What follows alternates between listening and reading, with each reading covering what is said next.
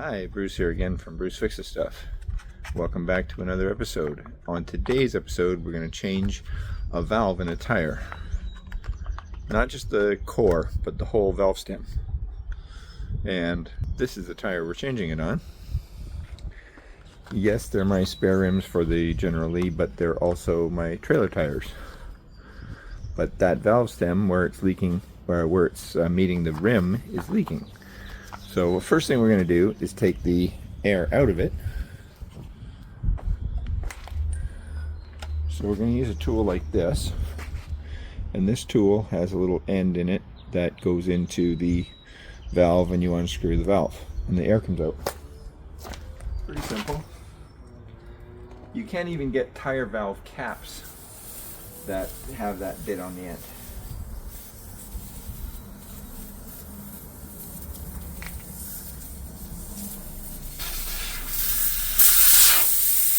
And there is the valve core.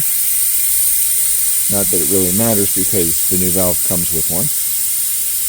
But we're going to break down the bead. I'll show you how we do that.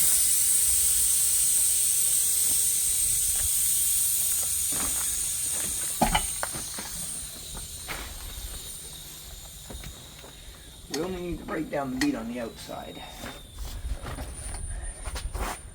So what we're going to do is put the tire or the rim on the block at the bottom. Now this piece of cement slab is kind of getting in the way, but it's not that big a deal. We can still work with it there.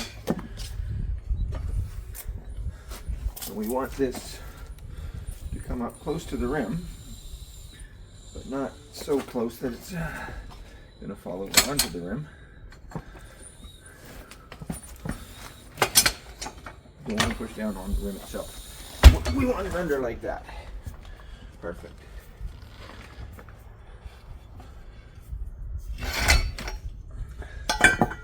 And now,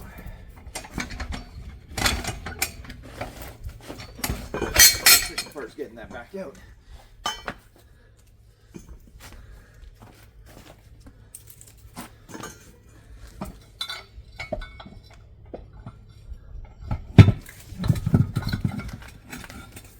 I'm going to put this here like this so you can see it. I don't need to mount the rim down, but I'm going to do that just to hold it still. And then this, when we push down, you can see the bottom of the valve. We're going to take a knife and cut that off and pull this out.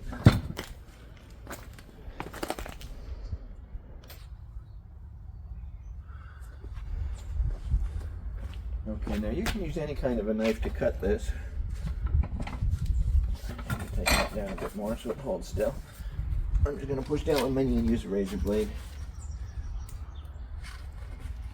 Now, ideally, you don't want that piece to fall into the tire because it'll just roll around in there forever. So you want to cut it off and bring it out. Then you can throw it out. Then that'll just come out. And then what you want to do is just clean up the area where it goes in.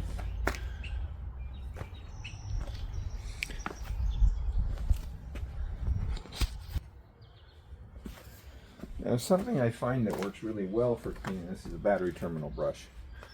But since I've got about 17 of them that I can't find, I found a little wire brush that looks kind of like a toothbrush but it's wire.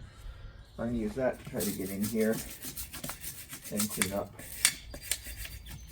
in that groove as much as I can where the valve goes.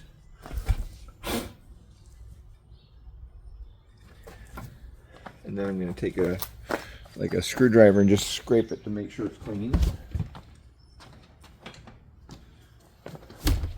Just happen to have one of those right here. And I kind of clean around that edge here.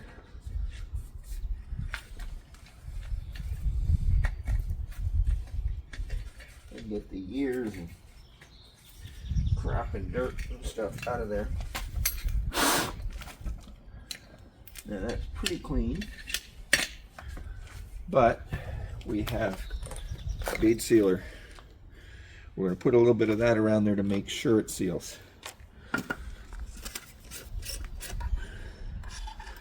Now, for those of you that aren't familiar with bead sealer, it's a black rubberized sealant. Comes in a can. We're also going to put it on the bead of the tire, just to make absolutely sure that now that we've broken it down, we don't have any leaks. You don't need to use this, but it helps.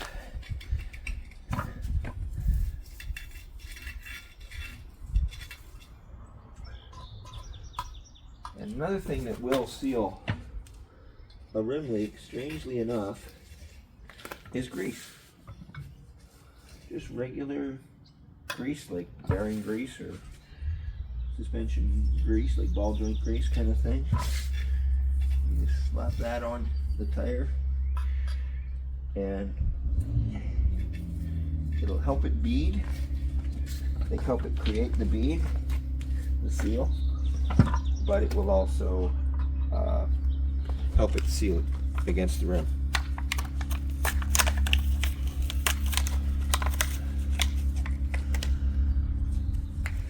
So now, since I've been doing this for quite a while, there's a few different ways you can put this on. You put the valve up through. You can use that tool that I used to remove the valve and put it in and pull up like that. Or you could, if you don't have something like that, you could get a pair of pliers and just grab it. Once you put it up through, you can grab it and pull it up. Now, because I've been doing this for so long, I end up with a few little fancy tools. And this thing goes on, and I'll show you how that works in a minute. But that's a great little tool. Now, what I said I was going to do is put some of this around where the valve meets. I'm going to seal that up tight so it doesn't get air and leak. There's a groove right in here. That's where it seals in the bead, in the rim, right in that groove. Okay, just important little thing to know. So what we're going to do is we're going to push this in from underneath, push the tire down, push the valve up through the hole like that, and I'm going to screw on my fancy little tool here.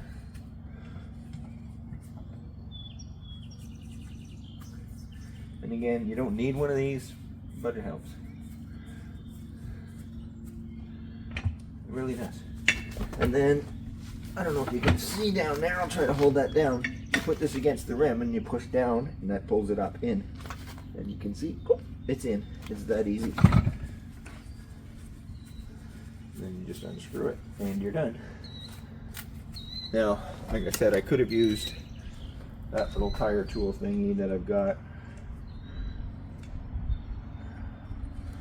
Screw it on like so, and then pull up to get it in. You do have to break the bead down to get this out and get the new one in. Well, I've seen some people try to force it through with a screwdriver and stuff, and I've even seen a few that did it successfully, but I don't recommend it. Now all that's left is putting some air in it.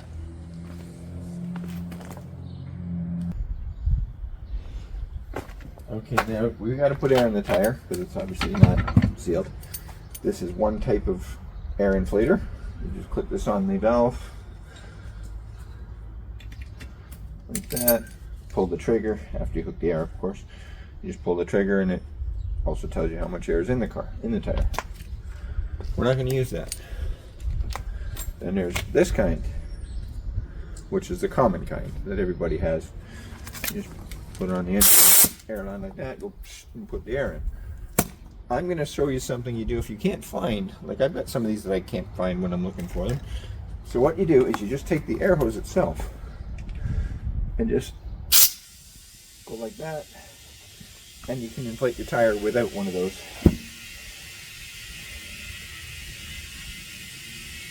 But you will need a pressure gauge to find out how much air you've got in the tire. So let's get one of those. Here is a tire pressure gauge. These are the kind of tools that you have like 17 of them around because you can never find them, so you go out and buy another one. And then when you need it, you still can't find it. So let's put some more air in.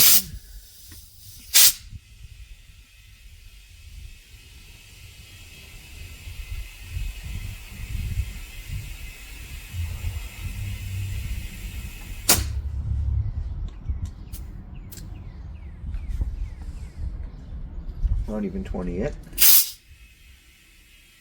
And you notice you don't have to pull this up. I just do it out of habit, but you don't have to pull that up. You can just push it straight on.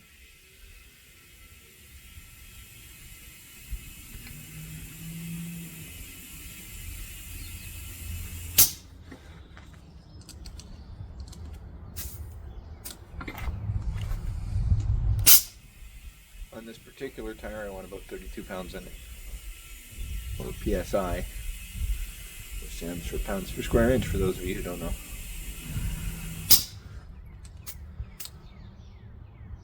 Actually, that's pretty much bang on. So now we're good. We can take this off and put it back on the trailer that it came from. Now, one thing that I didn't mention is that the easiest way to check that there's no leak once you've got air in the tire is take a little water, or some soapy water if you've got it, but if you don't, regular water will do, and you just pour it around the edge of the rim.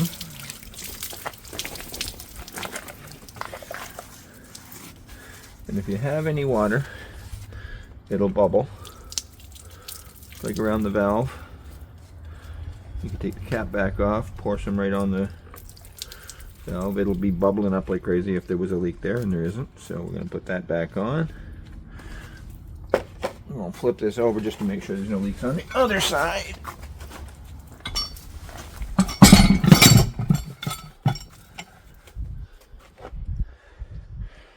And here we go.